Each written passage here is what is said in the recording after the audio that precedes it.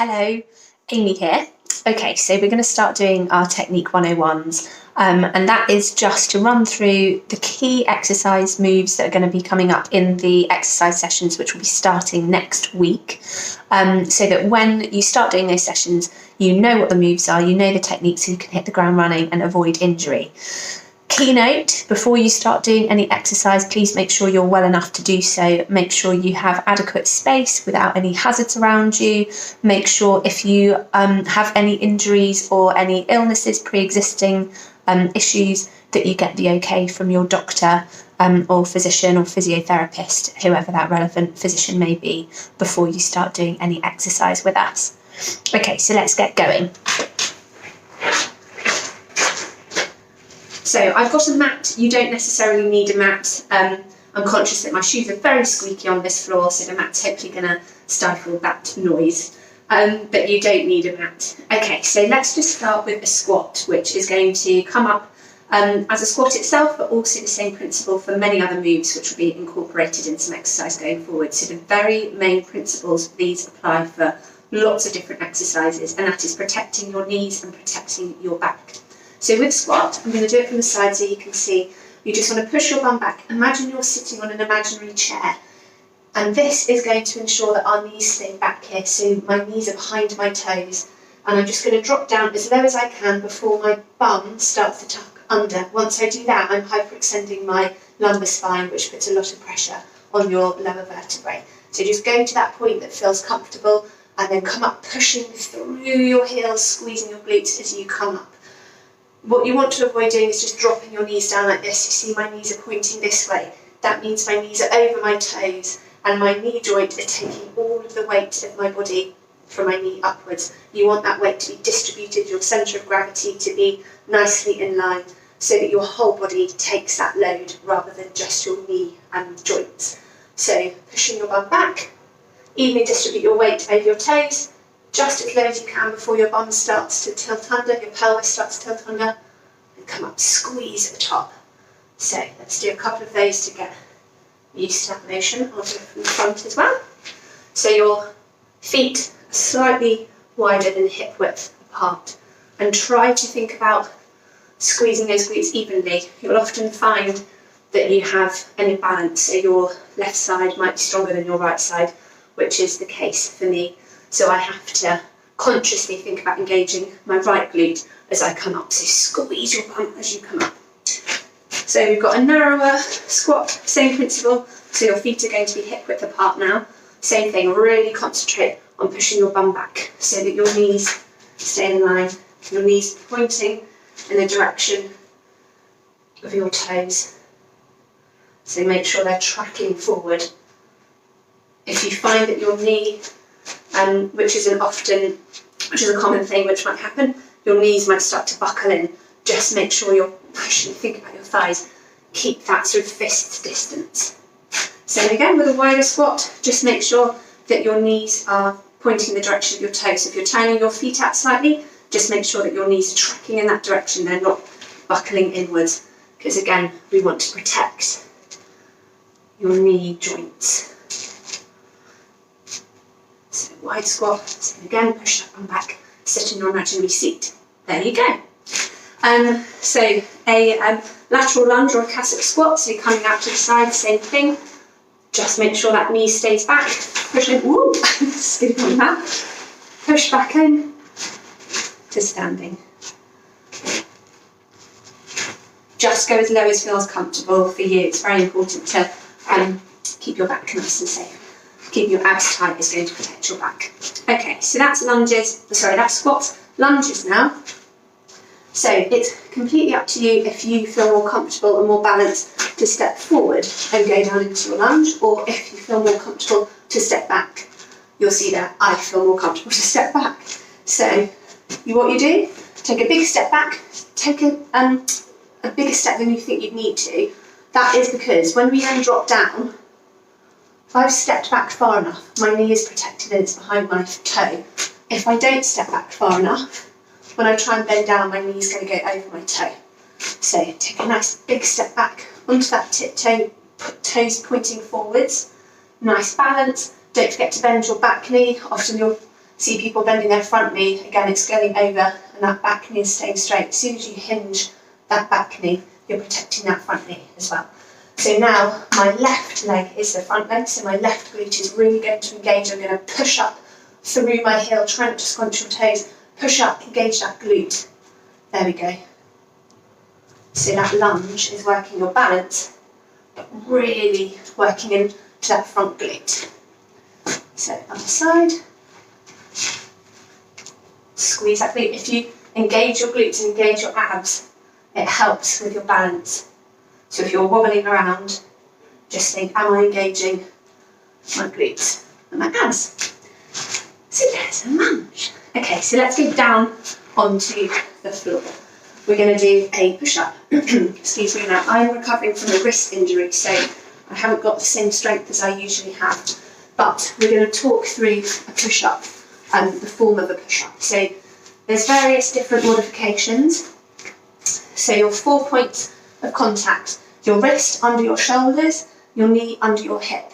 This is the easier version. So abs nice and tight, long neck, and you're coming down, driving your elbows backwards, and push up. You can also have your hands slightly angled and your elbows coming out to the side, whatever feels most comfortable for your joints. But you're trying to get as low to the ground as you can, keeping your abs nice and tight, push up through those arms. To modify this further, you're going to extend your lever, so you're going to make the angle a bigger angle. So it's extending from a right angle, moving your feet back, moving your knees back. So same again. And think about being a plank of wood, going down in one piece rather than sort of curling down. So we're trying to avoid anything that looks like this. That's curling. We want to look like this. Moving in one straight line, so that means you're having to really engage your abs, protecting your back, and you're getting the most out of that move as you can. So this is the next one. You can move back further still, so almost lying down.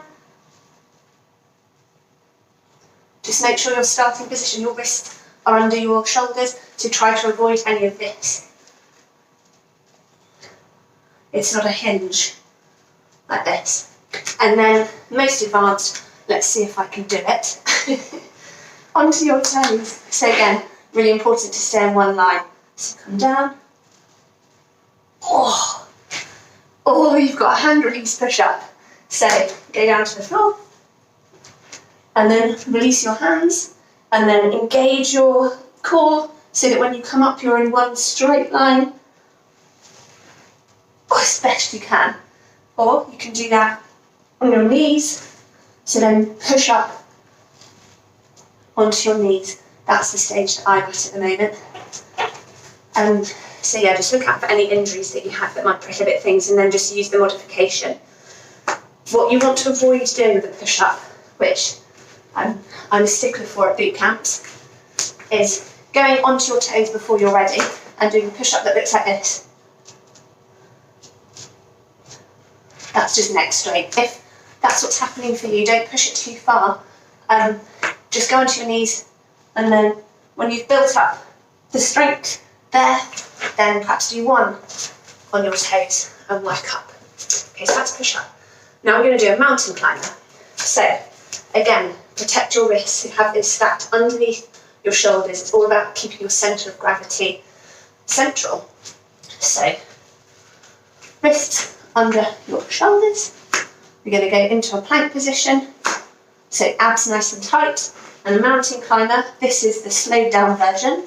Going to bring one leg in at a time, keeping your abs nice and tight and your neck long. So try not to hunch down and look underneath, and try not to stick your bum up in the air too much. So you don't want to be hinging like this. You want to try and be as flat as you can, core nice and tight. You're going to get so much more out of this move if you're nice and tight. Now we're going to speed it up a bit. So I'm going to stop talking for a second.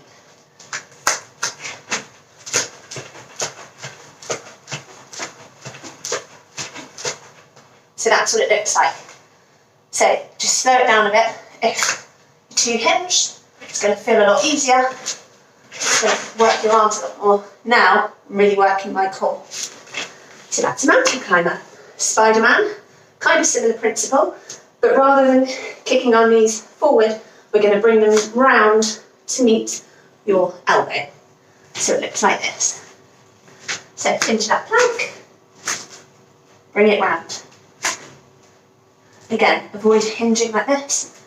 Try and keep those abs nice and tight. Try and stay as parallel to the floor as you can. Next up, we're going to do a burpee. You either love or hate a burpee. I love them. So I'm going to do this without the mat because this floor is a bit slippy and the mat might go flying without me. So this is a modified version. So the starting version, you go down onto both hands, step out into a plank, step in, come up, jump. If you have bad knees, avoid the jump. So let's do that again a couple of times.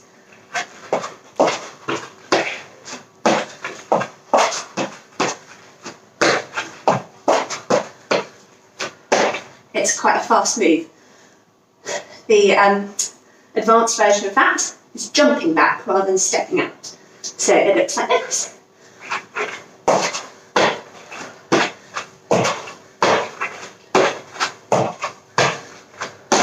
Keep your core tight, try to avoid dipping down. So you don't want to do this. And you don't want to do this. You're trying to get parallel to the floor. Keep your abs really tight. So let's do a couple more so you can see that again.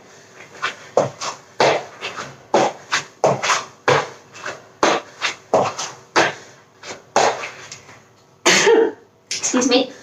Chest to the floor burpee is next. So we go all the way to the floor.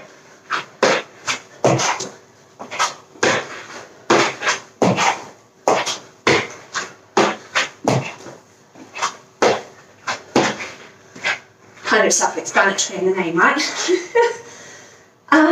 Next move, we're going to do, excuse me, we're going to do walk out to a push-up. So, I'm going to bring my mat back.